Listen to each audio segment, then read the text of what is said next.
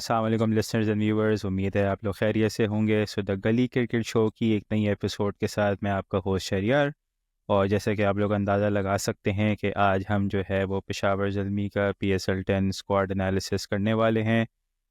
उसके लिए हमने एक नए गेस्ट को अपने शो में मदऊ किया है।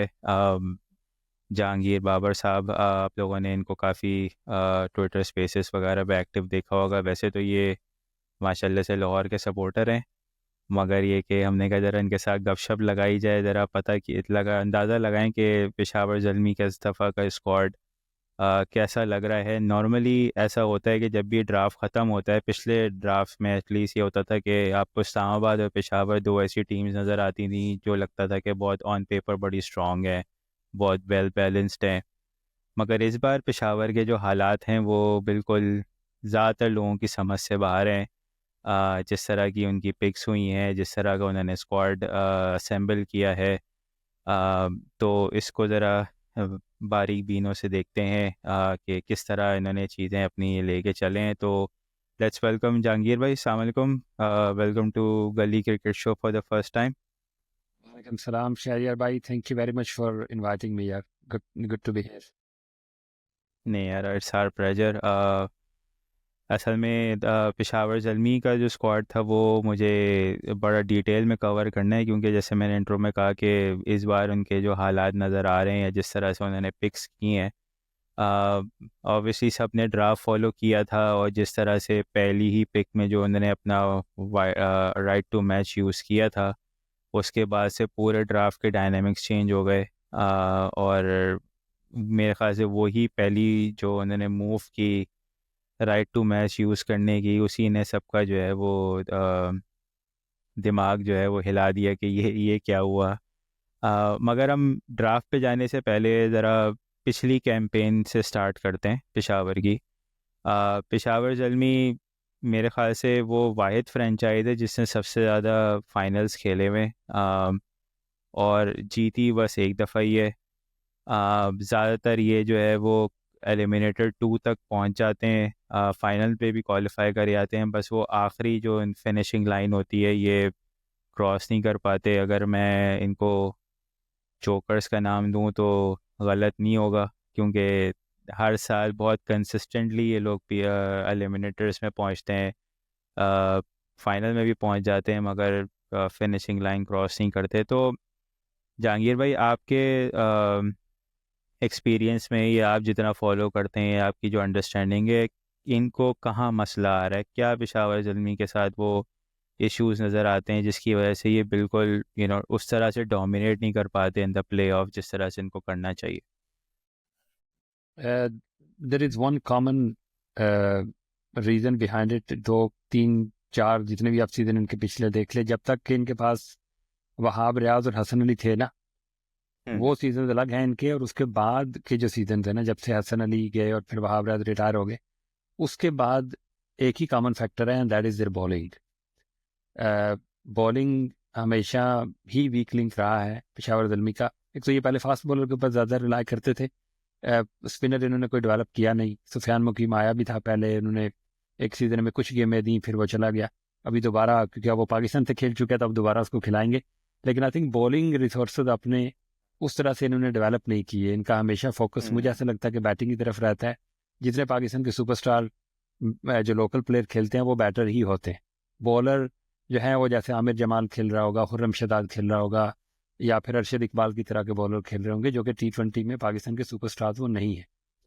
I think that is one common factor in my opinion.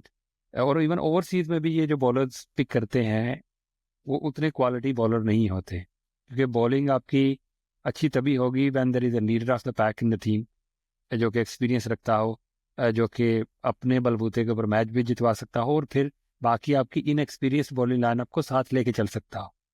And the second part is कि अगर आपके पास एक क्वालिटी स्पिनर हो, तो T20 में, in history of T20 cricket, international हो या लीग क्रिकेट हो, हमने एक ही कॉमन चीज़ देखी है। जो टीमें सक्सेसफुल होती हैं उनमें एक अच्छा क्वालिटी लेग स्पिनर हो, या कोई सुनील नारायण की तरह मिस्ट्री स्पिनर हो, तो उनकी रेशो जो है वो मैच जीतने की ज़्यादा हो जाती है, because you have to take wickets in the middle overs to be a successful T20 team.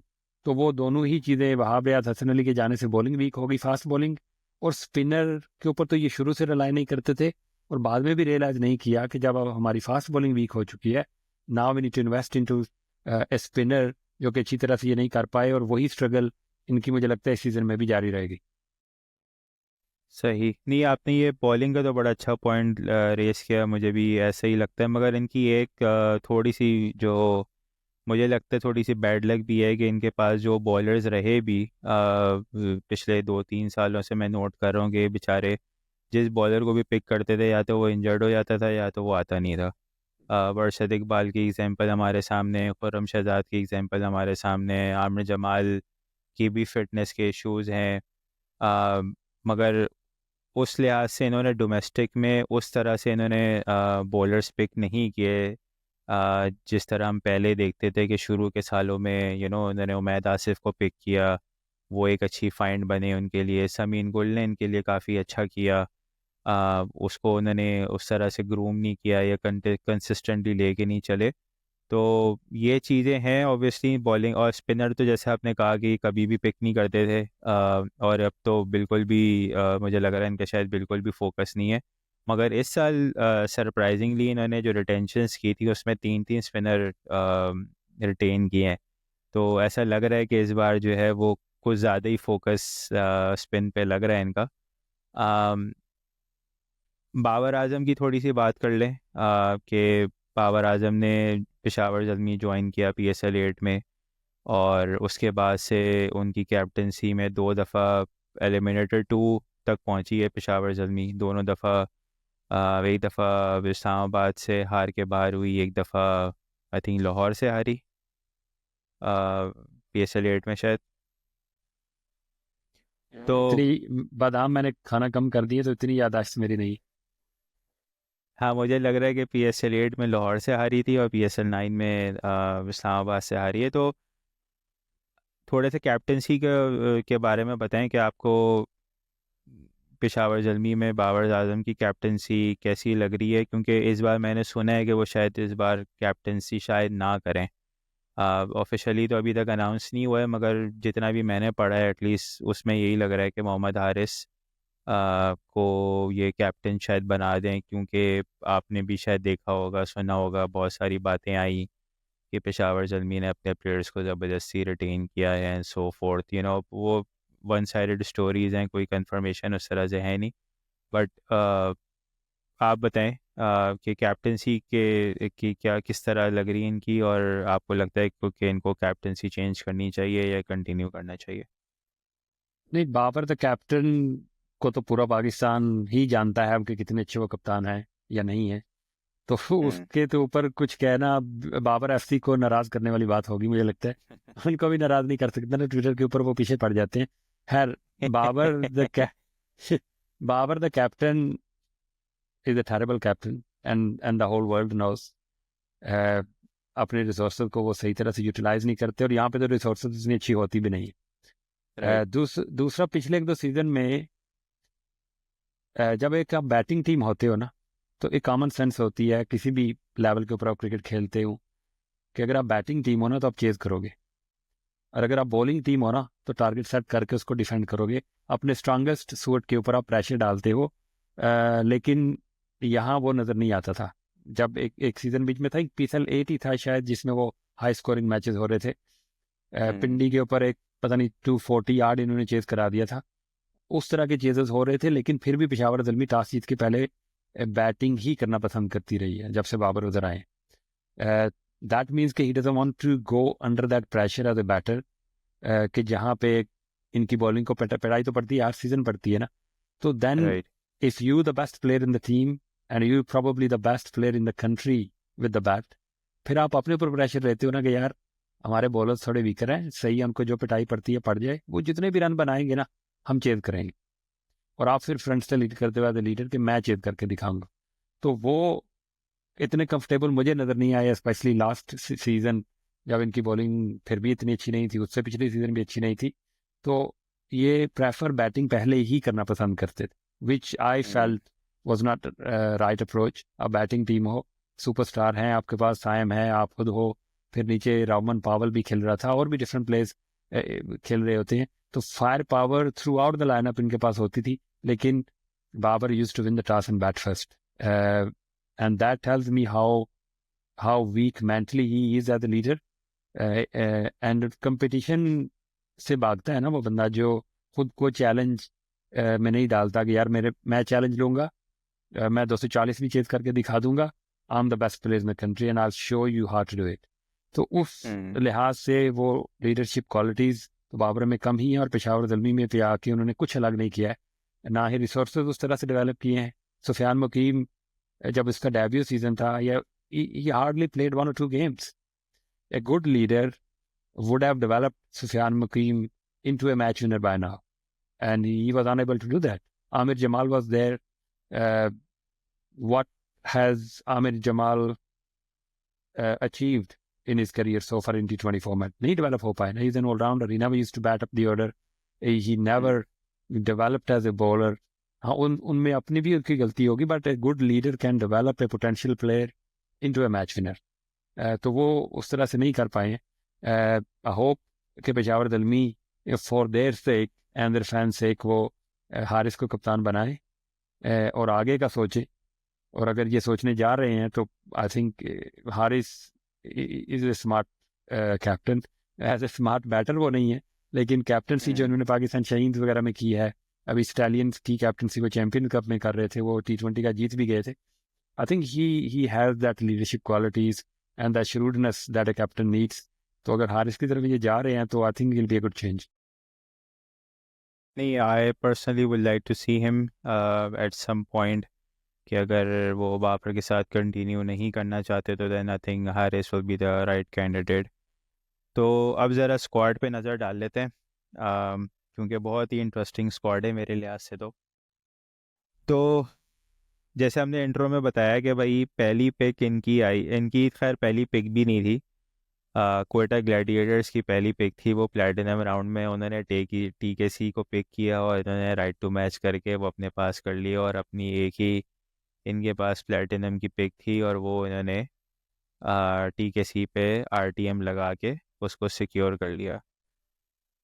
मुझे अभी तक समझ में नहीं आया है कि TKC मैंने सारे इंटरव्यूज़ देख लिए, सारी फ्रेंचाइजेस के रिप्रेजेंटेटिव्स का बहुत इस बारे में पढ़ लिया कि TKC कोई बहुत ही टॉप प्लेयर है, उनकी सीलिंग बहुत हाई है, वो पता नहीं क्या है वो, मगर मुझे नहीं समझ में आया कि TKC पे राइट टू मैच करना, वो भी इस बार जिस तरह का रोस्टर था, मेरे ख्याल से पिछले कुछ सीजन्स का सबसे बेस्ट प्लैटिनम का रोस्टर मैं कहूँगा पिछले 2-3 साल के मुकाबले में। और उसके बाद भी आपने प्लैटिनम में TKC को राइट टू मैच किया, तो इसके बारे में ज़रा बताएं कि आपके क्या तासुरात थे जब आपने TKC को देखा राइट टू मैच में। शहरयार भाई, आई एम हैप्पी कि मुझे दुनिया में एक और ऐसा बंदा मिल गया है कि जो TKC को उतना अच्छा प्लेयर नहीं मानता जितना शायद मेजॉरिटी ऑफ द फैन या पेशावर ज़ल्मी जितना अच्छा मानते हैं। तो मैं तो स्पेसेस में, आप शायद ज्वाइन नहीं हमारे स्पेस करते हैं, हम तो रेगुलर ये डिस्कशन कर रहे होते हैं। तो I was against TKC to be in the team at first place, क्योंकि रोस्टर जैसे आपने कहा इस दफ़ा जिस तरह का था, there were so many quality players. Middle order के तो बहुत अच्छे प्लेयर्स थे, ऑस्ट्रेलियंस, न्यूजीलैंडर्स, कुछ इंग्लिश भी होंगे शायद, but there were so much quality in the draft कि आप TKC को छोड़ के भी एक अच्छी टीम बना सकते थे। इज़ ए डिसेंट प्लेयर, ऐसा नहीं है कि वो अच्छे प्लेयर नहीं है, is a good player, keeping भी कर सकते हैं, वो थोड़ी एक एडेड एडवांटेज है आपके पास, और मिडल ऑर्डर में स्पिन को अच्छा खेलते हैं। But how many games has he won as an overseas batter for Peshawar Zalmi on his own? जब आप एक ओवरसीज प्लेयर को प्लैटिनम में पिक करते हो ना, दैट मीन्स कि he is your go to guy and he is going to be one of the bigger match winners for you in this season. मैंने भी मॉक ड्राफ्ट वगैरह किए थे पेशावर ज़ल्मी के, हम तो स्पेसर में हर रोज़ ही कर रहे होते थे। तो अब मैं थोड़ा सा, शायद मैं टाइम ले लूँ, but I will try to explain कि ड्राफ्ट की स्ट्रेटजी होनी क्या चाहिए। जब भी आप किसी भी ड्राफ्ट में जाते हो या कोई भी टीम बनाने आपने हो, पहले तो आप ये देखते हो ना कि आपके पास है क्या और आपको चाहिए क्या और रोस्टर में अवेलेबल क्या है। ठीक है। अब पेशावर ज़ल्मी के पास लोकल कोर किस चीज़ की है, वो है बैटिंग की। साइम, राइट। हारिस, बाबर, फिर अब्दुल समाद भी इन्हीं के पास ही आना था, क्योंकि गोल्ड में इनकी पहली पिक थी, वो कोई और ले नहीं सकता था अनलेस कि somebody उनको वाइल्ड कार्ड डायमंड में करता, जो कि अनलाइकली था। तो जब आपकी बैटिंग कोर लोकल है, तो फिर पिछले 2 सीजन में जो हमने देखा कि आपका जो लेट डाउन रहा है, वो तो बॉलिंग रही है ना। तो बॉलिंग में एक अल्फा जो आपको चाहिए, फिर तो प्लेटिनम की पहली पिक वो होनी चाहिए थी ना। और दूसरा ये आपने देखना है कि जब प्लेटिनम में अगर मैं एक अल्फा बॉलर को छोड़ूंगा, तो फिर मुझे डायमंड या गोल्ड या सिल्वर में एज एन ओवरसीज कोई अल्फा बॉलर मुझे मिलने वाला है। मुझे स्पोर्टिंग कास्ट तो मिल जाएगी, लेकिन मुझे एक वो लीडर ऑफ द पैक, एक एक माचो मैन टाइप बॉलर जो है, जिसके पास एक्सपीरियंस भी हो, जिसने गेम्स जितवा रखी हूँ, जो मेरी यंग इनएक्सपीरियंस जो लोकल बॉलिंग कोर होगी उसको साथ लेके जो चलेगा, वो पहली चॉइस तो फिर वो होनी चाहिए थी ना। क्योंकि अगर अब गोल्ड कैटेगरी में देखें, डायमंड में देखें, तो वहाँ पे ओवरसीज बैटर्स में क्वालिटी बहुत अच्छी थी। तो मैंने भी जो मॉक ड्राफ्ट किया था, मैंने अपनी पहली पिक एडम मिल को किया था मैंने, बिकॉज आई थॉट के पेशावर ज़ल्मी की बॉलिंग वीक है, लोकल कोर बैटिंग की है, तो मुझे बॉलिंग को स्ट्रेंथन करना है। और एडम मिल जैसा प्लेयर, वो बेशक न्यूजीलैंड से अभी रेगुलर नहीं खेलते हैं, is been playing cricket for ages, experienced है, अभी भी 140 प्लस के ऊपर वो बॉल करते हैं। और पाकिस्तानी सुपर लीग के हिसाब से he still a quality bowler. तो वो क्वालिटी, वो एक अल्फा बॉलर भी होता, वो एक एक्सपीरियंस लेके आता, लीडर ऑफ द पैक बनता। और आपकी यंग एंड इनएक्सपीरियंस बॉलर्स, जो आपका मोहम्मद अली भी इतने एक्सपीरियंस तो नहीं है ना, एक PSL का सीजन उन्होंने खेला हुआ है, उनको फिर वो साथ लेके एक चलता। किसी भी बॉलिंग लाइनअप में एक लीडर ऑफ द पैक होना बहुत ज़रूरी है, वो इन्होंने पिक नहीं किया। तो मेरी तो पहली पिक बॉलर्स की तरफ ही होती। दूसरी इन्होंने पिक कॉर्बन बाश की थी, जो इन्होंने डायमंड में किया था, मैंने भी इसी को किया हुआ था। वो इनके लिए लेट डाउन होगा when we go down to the diamond and speak about him. वो शायद अवेलेबल अभी नहीं होंगे क्योंकि IPL में चले गए हैं।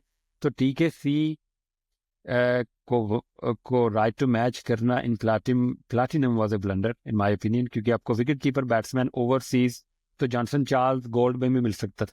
अगर आपको चाहिए ये ना कि एक बैकअप कीपर चाहिए ओवरसीज हो, जो मिडल में बैटिंग कर ले, ओपन कर ले, वो तो जॉनसन चार्ल्स भी मिल सकता था। एलेक्स केरी अनसोल्ड चला गया है। There were so many different option जो कि लोअर कैटेगरी में आपको मिल सकते थे। लेकिन एक क्वालिटी ओवरसीज बॉलर, क्योंकि लोकल क्वालिटी तो आपको मिलने नहीं वाला ना बॉलर। लोकल पाकिस्तान की टीम की जो कोर है फास्ट बॉलिंग में, वो तो कुछ लाहौर कलंदर्स के पास हैं, नसीम शाह जो इस्लामाबाद यूनाइटेड के पास है, तो आपके पास ऑप्शन ही नहीं है ना लोकल बॉलिंग कोर बनाने का। राइट। तो overseas was the only option for them to strengthen their bowling, जो कि इन्होंने मिस किया है। And they gonna feel it again in my opinion this season, जब कोई अल्फा बॉलर अभी भी नहीं होगा। है अलजारी जोसेफ, पर Alzarri Joseph he hot and cold as well. उनका हमें पता है, वो तो शे होप के साथ नाराजगी करके ग्राउंड से बाहर भी चले जाते होते हैं। तो इधर बाबर कप्तान है, तो it be very interesting to see how Babar actually handles him. So in my opinion, I agree with you, कोई टॉप चीज नहीं है TKC, is a good little player, but जो डिमांड है उसी के हिसाब से आपको अपनी फिक्स करनी चाहिए ना। तो आपकी टीम की डिमांड थी फास्ट बॉलिंग, ओवरसीज क्वालिटी, जो कि आपने मिस किया। अच्छा देखिए, मेरा मसला ना TKC एज अ प्लेयर बिल्कुल भी नहीं है। ठीक है, TKC ने सारा पूरा PSL का जो जितना भी सीज़न खेला है वो पेशावर से खेला है। पेशावर काफ़ी अरसे से इनको कैरी कर रहा है। तो एज अ प्लेयर पर्सपेक्टिव में आई कैन अंडरस्टैंड कि ठीक है कि उनकी कंफर्टेबिलिटी है। उन्होंने उसको उसका शायद टीम में एटीट्यूड अच्छा होगा, वो जेल अच्छा करता होगा, what ever the reason could be, सही है। मगर मेरा मेरा प्रॉब्लम ये है कि भाई, मुझे जहाँ तक याद पड़ रहा है पेशावर ज़ल्मी ने 7 रिटेंशंस की थी, 8 नहीं की थी। तो जब आपने 7 रिटेंशंस की थी तो आपने TKC उस वक्त क्यों नहीं रिटेन किया? आप अगर स्टार्ट ही प्लेटिनम अपनी बुक करने से करते, या अगर आपने कुछ आप इस तरह करते कि जहाँ पे आप TKC को फिट इन कर सकते थे, तो I think that would have been a better option, सही है। अब आप देखें, अगर आप कोयटा को TKC दे देते तो आपके पास चैपमैन की भी ऑप्शन खुल जाती, आपके पास और भी जो मिडिल ऑर्डर के आप, क्योंकि आपका प्रॉब्लम एक और ये भी है कि अब आपके पास रमल पावल नहीं है, जो कि आपका एक मिडिल ऑर्डर में बहुत बड़ा स्ट्रेंथ था।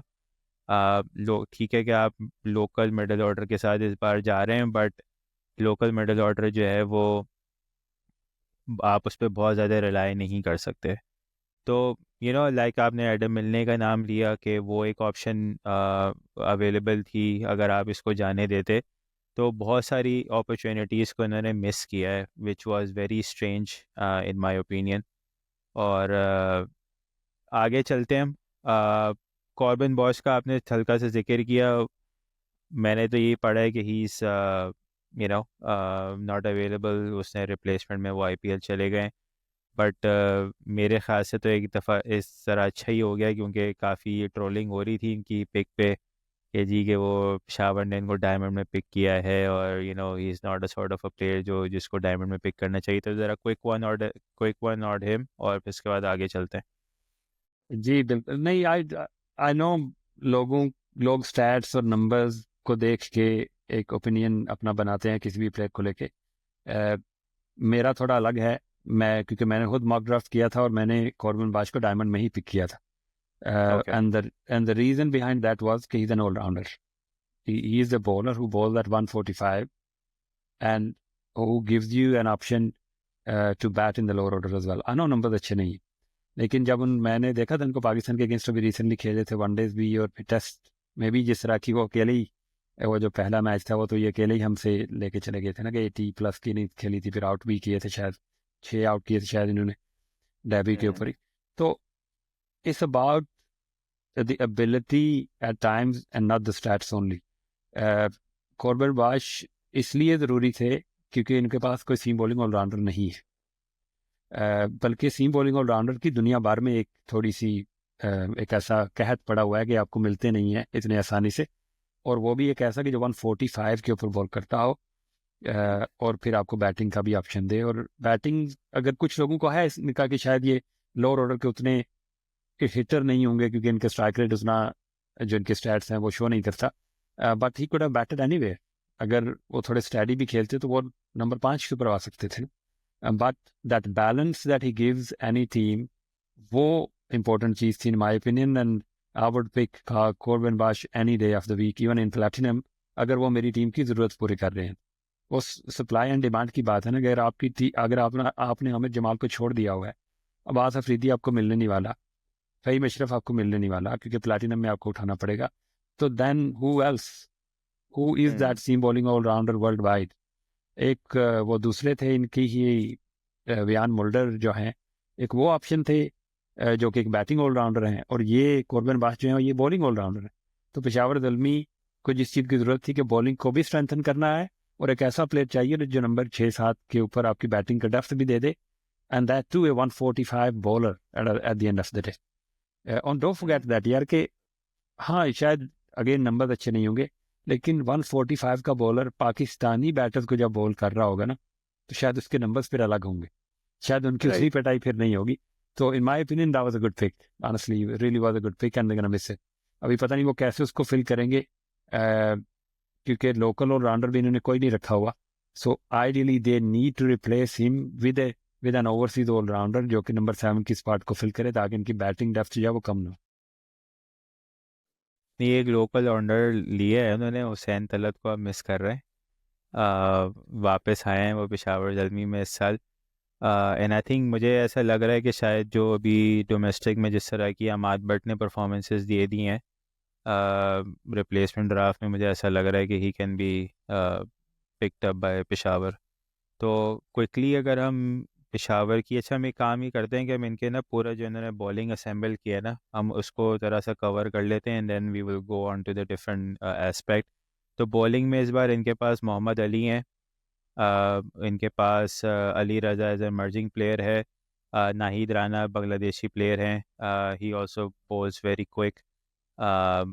और इनके पास स्पिन ऑप्शन में आरिफ याकूब हैं जो लास्ट ईयर खेले हैं, सुफियान मुकीम हैं जो रेगुलर पार्ट हैं पाकिस्तान टीम के। और इनके पास और कौन बॉलर है? आरिफ एक, और तो कोई नहीं है बॉलर शायद। सॉरी, महरान मुमताज़। तो मेरा जो जो नए एडिशन हुए हैं, मोहम्मद अली, नाहिद राना, अलजारी जोसेफ, इनके बारे में आप क्विकली बताएं कि आपको ये पेस अटैक अब कैसा लग रहा है, क्योंकि इमर्जिंग में तो ये क्लियर है कि Ali Raza will start, majority of the games उसी को ही मिलेंगे, और मेहरान मुमताज़ और सुफियान मुकीम भी मोस्ट लाइकली गेम उनको मिलेंगे। आरिफ याकूब का मुझे थोड़ा सा इफ़ी लग रहा है अभी, बट मेहरान मुमताज़ और Sufiyan Muqeem will be there go to spinner. So आपको ओवरऑल इनकी बॉलिंग कॉम्पोजिशन अब कैसी लग रही है?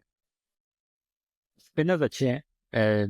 Arif, I know is leg spinner, एक फाइफर भी लगा दिया था इन्होंने लास्ट ईयर, लेकिन उसके बाद इतनी ज़्यादा इन्होंने क्रिकेट नहीं खेली है।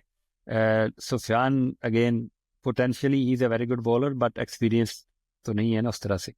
Mehran right. Mumtaz again is a very good potential, but experience तो नहीं है ना उस तरह से। uh, इसलिए मैं चाहता था कि एक लीडर ऑफ द पैक इनकी टीम में होता, जो कि इनएक्सपीरियंस्ड बॉलिंग को थोड़ा सा आगे लेके चलता। पर Alzarri Joseph is a quality bowler. I know उनके नंबर्स, अगेन नंबर्स की गेम है आजकल, और स्ट्राइक उसकी इकानमी को लोग देखते होंगे, इकानमी हायर साइड के ऊपर बिल्कुल है उसकी। लेकिन he is another bowler who bowls that 140 plus, maybe 145 at times. थोड़ा टेम्परामेंट के इश्यूज उनके ज़रूर हैं, लेकिन Darren Semi would be there to handle him. And as I said earlier, it'll be very interesting to see how Babar Azam, if he is the captain this year, वो कैसे इनको handle करते हैं। तो क्वालिटी बॉलर तो है Alzarri Joseph, no doubt, slightly on expensive side, लेकिन Nahid Rana potential again, but inexperienced again.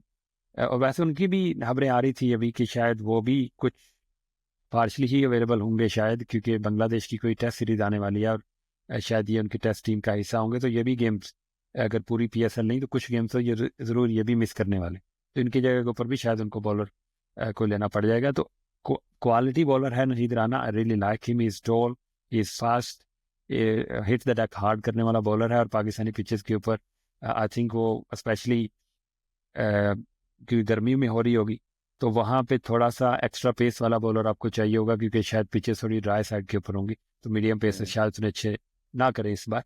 तो वही सोच के टीमों ने कोशिश किया कि ज़्यादा फास्ट बॉलर पेस वाले जो है वो पिक करें। पोटेंशियली सारे ही बॉलर्स अच्छे हैं। मोहम्मद अली भी डिसेंट बॉलर है, नहीं बॉल के साथ उनको देगा, डेथ में भी अच्छी कर अहमद लेते हैं, स्लो बॉल दानियाल भी अच्छे। ऐड किया इन्होंने। या Ahmad Daniyal is actually very very good, I really like Ahmad Daniyal. जिस तरह से अहमद दानियाल ने अपनी गेम को इम्प्रूव किया है, और जितना फिटनेस को अपने इम्प्रूव किया है, I think he is very underrated. He is that all round result, again he can bat maybe at 8 not 7, but वो भी थोड़ी बैटिंग डेप्थ इनको देगा। और आमिर जमाल कह रहा हूँ, ये Ahmad Daniyal for me should play every game for them, क्योंकि वो डेथ ओवर में भी अच्छी बॉलिंग कर लेता है, मिडिल ओवर्स में भी अच्छी बॉलिंग करता है, and he is quicker than you think. वो जिस तरह उनका रनअप है या जिस तरह का एक्शन है, वो बंदा ऐसा लगता है कि कोई जॉली डिबली डाबली मीडियम पेसर आ रहा होगा, भागता होगा, but he is actually quick. मतलब 140 के राउंड वो भी बॉल करते हैं। एक ही इशू है मुझे बॉलिंग में, and that is lack of experience. T20 एक ऐसा फॉर्मेट है कि जहाँ पे जब पिटाई पड़ना शुरू होती है ना, तो फिर इन एक्सपीरियंस बॉलर्स जो होते हैं वो थोड़े से बुखला जाते हैं, and that is where you right. Need a calmer head, you need an experienced hand. Maybe I won't mind to be honest, अगर ये रिप्लेसमेंट ड्राफ्ट में अगर नाहिद राना नहीं आ रहे हैं, तो ये टीम साउथी को पिक करें। This may be an unpopular opinion, but Tim Southee could be that guy जो कि एक लीडर ऑफ द पैक बन जाए, और यो इनएक्सपीरियंस बॉलिंग को एक कामनेस प्रोवाइड करे इन द फील्ड। और कैप्टन की भी वो हेल्प कर सकता है, क्योंकि he has played so much cricket, captaincy भी उन्होंने न्यूजीलैंड की हुई है। तो I wouldn't mind somebody like Tim Southee coming into his Peshawar Zalmi to give them that experience that they need in bowling. अच्छा, एक चीज़ जो इसमें नोट करने वाली है वो ये कि पेशावर जल्मी की अभी 2 पिक्स हैं जो उन्होंने रिज़र्व की हुई हैं फ्रॉम द ड्राफ्ट, और फिर उनके बाद रिप्लेसमेंट ड्राफ्ट की पिक्स भी होंगी जो प्लेयर्स उनके अनअवेलेबल हैं या पार्शली अवेलेबल हैं। So there is a chance कि वो अपने आप जो उनकी वीकनेसेस अभी स्क्वाड में नज़र आ रही हैं वो उसको बिल्कुल टच अप कर लें। अब हम क्विकली इनका जो मुझे लग रहा है इनका टॉप 4 तो बिल्कुल ही स्टेबल है। वो स्टार्टिंग वही होगा, साइम अयूब अगर फिट हो जाते हैं जो कि मोस्ट लाइकली पीएसएल तक हो जाते हैं, तो साइम, बाबर, हारिस और टीकेसी, ये इनका टॉप 4 है, सेटल्ड है। प्रॉब्लम इनको जो है वो इस बार 5, 6, 7 नंबर की है, क्योंकि जो लास्ट ईयर इनके खेलने वाले लोग थे वो नहीं है, तो इस बार इन्होंने हुसैन तलत को ऐड किया है, मैक्स ब्रायन जो ऑस्ट्रेलियन लोअर ऑर्डर बैटर है उनको ऐड किया है, नजीब उल जरदान जो अफगानी प्लेयर हैं उनको ऐड किया है, और अब्दुल समद जो हमारे एक लोअर ऑर्डर के हिटर जो हमने दरियाफ़्त किए हैं उनको। तो ये 4-5 प्लेयर हैं इनके पास जो कि इनका लोअर मिडल ऑर्डर बनाएगा। आपको इनका लोअर मिडल ऑर्डर कैसा लग रहा है, और आप किन को प्रेफर करेंगे you know in most of the games? नहीं, लो मिडल ऑर्डर इतना बुरा नहीं है। मैक्स ब्रायन का ये बिग बैश का सीजन अच्छा गया, उससे पहले कुछ रिकॉर्ड उनका उतना अच्छा नहीं था, बट अब scene few of his innings this year, जब वो भी देखी थी मैंने हाईलाइट्स वगैरह, जब ये पिक हो गए थे इधर पेशावर हम्म। जलमी से, तो he looks a very good player actually. Spin को भी अच्छी वो हार्ड हिटिंग करते हैं। एन ऑस्ट्रेलियन प्लेयर हो और पावर की कमी हो, ये तो हो नहीं सकता ना। तो he will bring that right. Power जो कि रिक्वायर्ड होगी मिडल ऑर्डर में, शायद नंबर 5 के ऊपर अगर वो खेलेंगे। तो that powerhouse that you require at number 5, जो कि स्पिन को भी अच्छा खेले और फिर गेम को फिनिश भी करे। तो max Bryant could actually surprise a lot of people, क्योंकि इतना बड़ा नाम तो नहीं है ना, इंटरनेशनल क्रिकेट वो नहीं खेले हैं, तो वो हैरी ब्रुक वाला एक सीन यहाँ पे हो सकता है जो कि लाहौर के लिए उनका हुआ था। I am really looking forward to see Abdul Samad. PSL से पहले वो पाकिस्तान टीम में आ गए हैं, अभी कल या परसों पाकिस्तान का मैच भी है, तो I hope he does well there as well. लेकिन वो एक ऐसा प्लेयर है कि जो बड़े अरसे के बाद हमें एक ऐसा पाकिस्तानी प्लेयर मिला है कि जो विकेट की चारों तरफ इक्वली गुड है, और hmm. He commands a lot of power. Pakistani player नॉम मतलब इफ्तिहार है या आसिफ अली है या खुशदिल शाही, ये तीन ही नाम आपको मिलते हैं। उसके अलावा जितने भी आप पाकिस्तानी प्लेयर्स आ रहे हैं, एक तो स्ट्रेचर उनका थोड़ा छोटा है आजकल, फॉर सम रीजन, मैं बॉडी शेमिंग नहीं कर रहा, और that is like added advantage if you taller, and अगर आप थोड़े वेल बिल्ट हो तो पावर हिटिंग करने में आपको आसानी होती है। आपकी इफ यू टॉलर, या आपकी आंख बढ़ जाती है, और आप स्पेशली स्पिनर के अगेंस्ट आप दूर गिरी हुई बॉल के ऊपर भी जो है वो पहुंच जाते हो आसानी के साथ। तो वो एक एलिमेंट पावर का लेके आएंगे, and I hope he does well. मुझे कोई डाउट नहीं है इनके ऊपर। I know he is inexperienced, इतने ज़्यादा नहीं खेले हुए, लेकिन on Pakistani surfaces against the likes of bowling that we have in Pakistan currently, I think he should do really well. उनको हर गेम खेलना चाहिए पेशावर दलमी के लिए। ओवरसीज में एक प्रॉब्लम तो होगी, 7 के ऊपर बैटिंग कौन करेगा, दैट कंसर्न फॉर दैम, क्योंकि कॉर्बन बाश अब नहीं है। क्योंकि अगर वो होते वो 7 के ऊपर खेलते या इंटरचेंजेबल हो जाते वो अब्दुल समद के साथ, या मैं मैक्स ब्रायंट के साथ भी इंटरचेंजेबल हो सकते थे अगर उनके स्ट्राइक रेट का उतना इशू है नीचे आके। तो अब 7 के ऊपर अमाद बट हाँ आ सकते हैं, वो लोकल कैटेगरी में खेल सकते हैं, but is he that number 7? I think for me he is another number 8, कि जैसे हम्म। अब्बास अफरीदी हैं, या जैसे ये अहमद दानियाल है इनकी टीम में। तो अमाद but, even though he has done really well this year, Quaid Azam trophy भी उनकी टीम जीती है, प्रेसिडेंट ट्रॉफी भी उनकी टीम जीती है, और वो कैप्टन रहे हैं, और उनकी अपनी परफॉर्मेंसेज बड़ी अच्छी रही हैं। I am sure is gonna get picked in their replacement draft, और हो सकता है पेशावर दलमी ही वो टीम हो जो उनको पिक करे। But is he that guy that you need a number 7? क्योंकि end of the day Peshawar Zalmi is a batting team. अगर आप एक बैटिंग टीम हो ना, तो आप नहीं अफोर्ड कर सकते हो कि आपका नंबर 7 नमाज बट हो। अगर राइट। आप एक बैटिंग ऑलराउंडर वहां पे हो ना, जैसे I would pick Hasan Khan to be honest, अगर अगर इनका कॉर्बन बाश नहीं आना तो। और मैंने देखे थे कोई सदरलैंड नाम का एक ऑस्ट्रेलियन प्लेयर है, जी।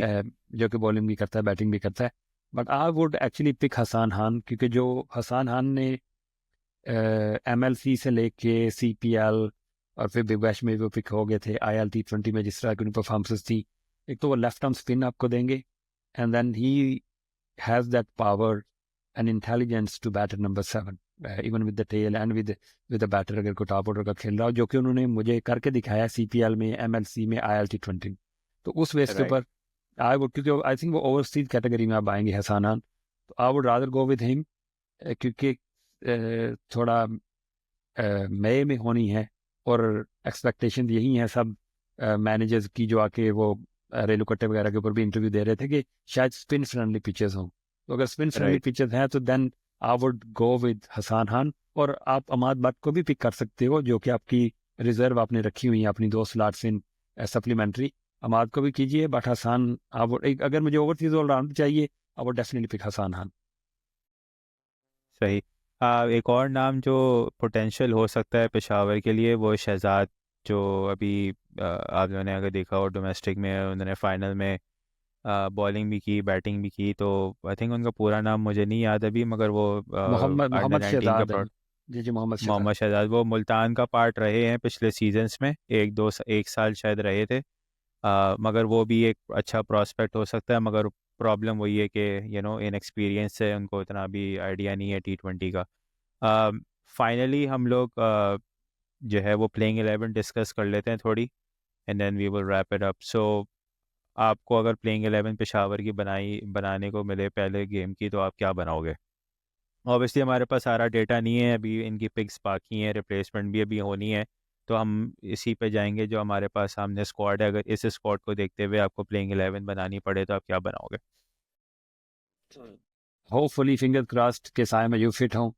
और हम्म। पीएसएल में अक्सर हर प्लेयर फिट हो जाते होते हैं, जो इंजर्ड हूँ भी ना वो पीएसएल आते ही वो फिट हो जाते हैं, तो हम अज्यूमिंग के सायम इंशाल्लाह फिट हो जाएंगे। अभी इनके जो विजुअल्स आ रहे हैं पीसीबी की तरफ से वो अच्छे हैं, अपनी प्रैक्टिस वगैरह शुरू किया, तो Sayam obviously would open. Hmm. Top three तो वही होंगे, हारिस बाबर और सायम। चार पे आपके टीकेसी आ जाएंगे, पाँच पे मैक्स ब्रायंट आ जाएंगे, छः पे अब्दुल समद आ जाएंगे, और सात के ऊपर वही जो मैं बात कर रहा था कि एक आपको ऑलराउंडर चाहिए। तो in my opinion that should be Hasan Khan.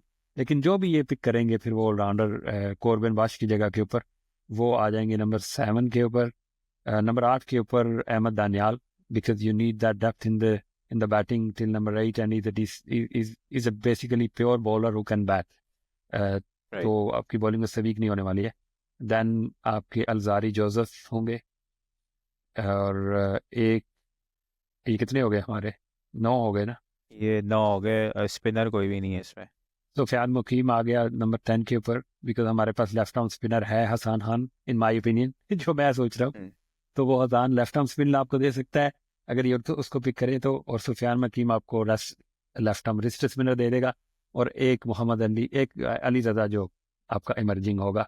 ये मुझे लगता है कि इस तरह का कोई कम्बिनेशन इनको बनाना चाहिए। आई नो मोहम्मद अली को इन्होंने डायमंड में पिक किया है, तो उसको ये खिलाने ही वाले हैं, तो शायद अहमद दानियाल राइट। नहीं खेलेंगे और मोहम्मद अली खेलेंगे। But that's what I think इस तरह का कम्बिनेशन होना चाहिए। ये मोहम्मद अली खेले, अहमद दानियाल खेले, अलजारी जोसेफ खेले, या कोई भी खेले, पेशावर ज़ल्मी इस सीजन में भी बैटिंग टीम ही रहने वाली है। That is a hmm. Fact, ये चेंज नहीं होने वाला। तो इसलिए अगर आप बैटिंग टीम हो तो फिर अपनी बैटिंग डेप्थ आप पूरी रखो, और उससे आपकी बॉलिंग भी तो कंप्रोमाइज नहीं हो रही ना। जितना अच्छा मोहम्मद अली बॉलर राइट। है उतना ही अच्छे अहमद दानियाल भी है इन माय ओपिनियन, और वो डेप्थ में शायद बेहतर बॉलिंग कर सकता है मोहम्मद अली से भी। तो इसलिए I would go with Ahmed Daniyal and not Mohammad Ali to start with, and then maybe you can change afterward. Right. Obviously हमें अभी देखना होगा आगे जाके कि इनकी मज़ीद कौन सी पिक्स आती हैं, उससे शायद इनका स्क्वाड और बेहतर हो जाए। उम्मीद तो यही है कि इससे और बेहतर वो करें, ताकि जो क्लियर जो लूप होल्स या जो मिसिंग लिंक्स नज़र आ रहे हैं अभी, वो बेहतर हो पेशावर के, और एक स्ट्रॉन्ग टीम बन के सामने आए। तो thank you so much Jahangir भाई, आपने हमें ज्वाइन किया, पेशावर को डिटेल से डिस्कस किया।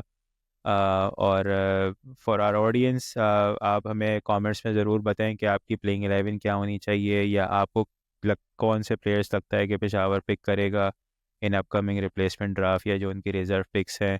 तो share your thoughts in the comments below. बस आज का शो यहीं तक था।